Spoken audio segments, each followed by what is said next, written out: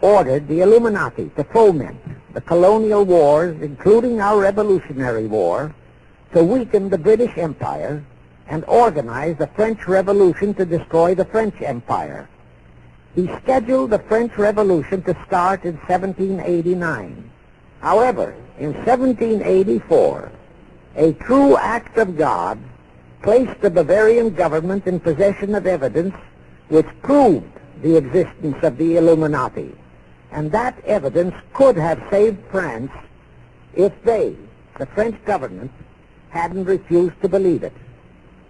Here is how that act of God happened. It was in 1874 that Weishaupt issued his orders for the French Revolution. A German writer named Zwack put it into book form.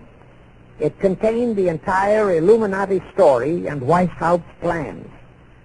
A copy of this book was sent to the Illuminists in France, headed by Robespierre, whom Weishaupt had delegated to foment the French Revolution.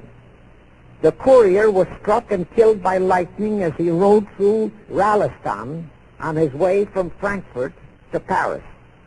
The police found the subversive documents on his body and turned them over to the proper authorities. After careful study of the plot, the Bavarian government ordered the police to raid Weishaupt's newly organized lodges of the Grand Orient and the homes of his most influential associates. All additional evidence thus discovered convinced the authorities the documents were genuine copies of the conspiracy by which the Illuminati planned to use wars and revolutions to bring about the establishment of a one-world government, the powers of which they, headed by the Rothschilds, intended to usurp as soon as it was established. Exactly in line with the United Nations plot of today. In 1785, the Bavarian government outlawed the Illuminati and closed the lodges of the Grand Orient. In 1786, they published all the details of the conspiracy. The English title of that publication is The Original Writings of the Order and Sect of the Illuminati. Copies of the entire conspiracy were sent to all the heads of church and state in Europe. But the power of the Illuminati, which was actually the power of the Rothschilds, was so great that this warning was ignored. Nevertheless, Illuminati became a dirty word, and it went underground. At the same time, Weishaupt ordered Illuminists to infiltrate into the lodges of Blue Masonry and form their own secret societies within all secret societies. Only Masons who proved themselves internationalists and those whose conduct proved they had defected from God were initiated into the Illuminati. Thenceforth, the conspirators donned the cloak of philanthropy and humanitarianism to conceal their revolutionary and subversive activities. In order to infiltrate into Masonic lodges in Britain, Weishaupt invited John Robison over to Europe. Robison was a high-degree Mason in the Scottish Rite. He was a professor of natural philosophy at Edinburgh University and secretary of the Royal Society of Edinburgh. Robison did not fall for the lie that the objective of the Illuminati was to create a benevolent dictatorship, but he kept his reactions to himself so well that he was entrusted with a copy of Weishaupt's revised conspiracy for study and safekeeping. Anyway, because the heads of state and church in France were deluded into ignoring the warnings given them, the revolution broke out in 1789 as scheduled by Weishaupt. In order to alert other governments to their danger, in 1798 Robison published a book entitled Proof of a Conspiracy to Destroy All Governments and Religions. But his warnings were ignored, exactly as our American people have been ignoring all warnings about the United Nations and the Council on Foreign Relations, the CFR.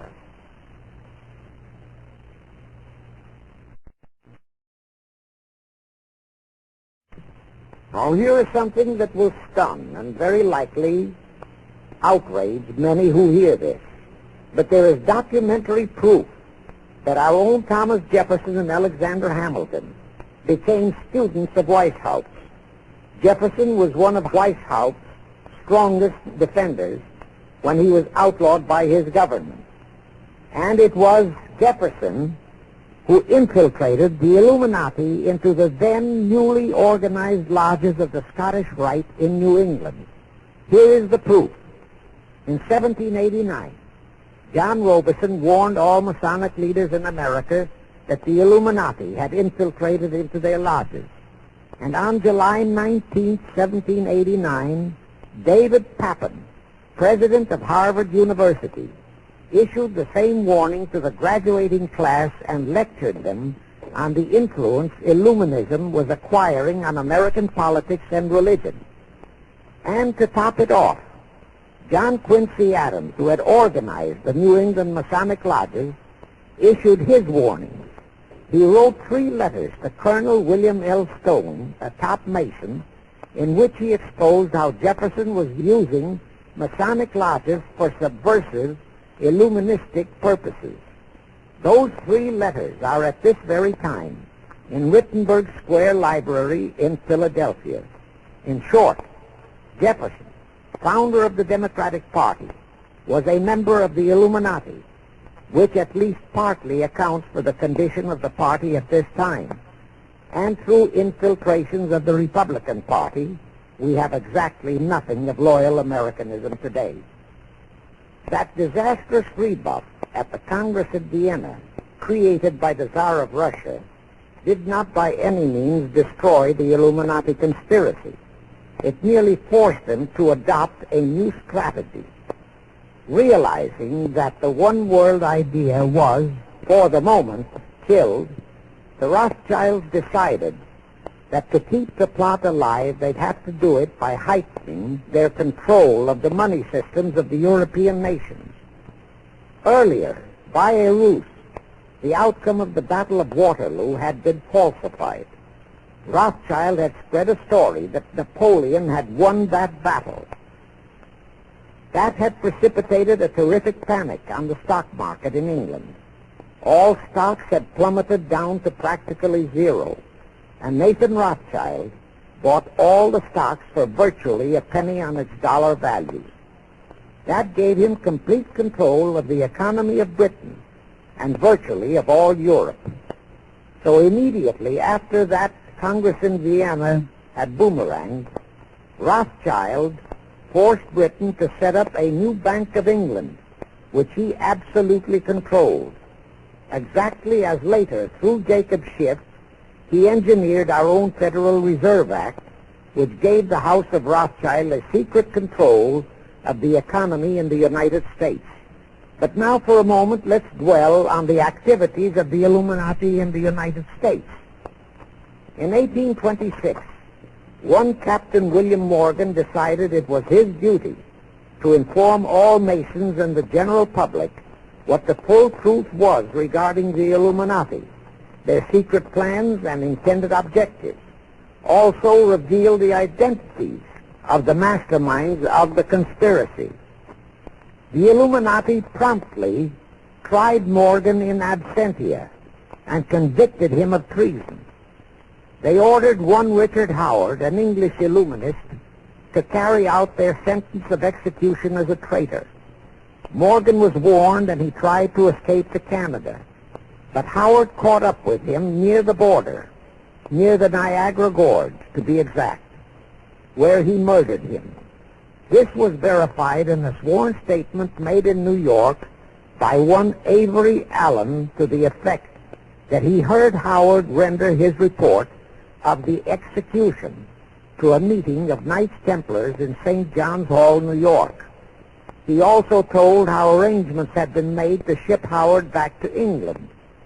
That Allen affidavit is on record in New York City archives. Very few Masons and very few of the general public know that general disapproval over that incident of murder caused approximately half of all the Masons in the northern jurisdiction of the United States to secede. copy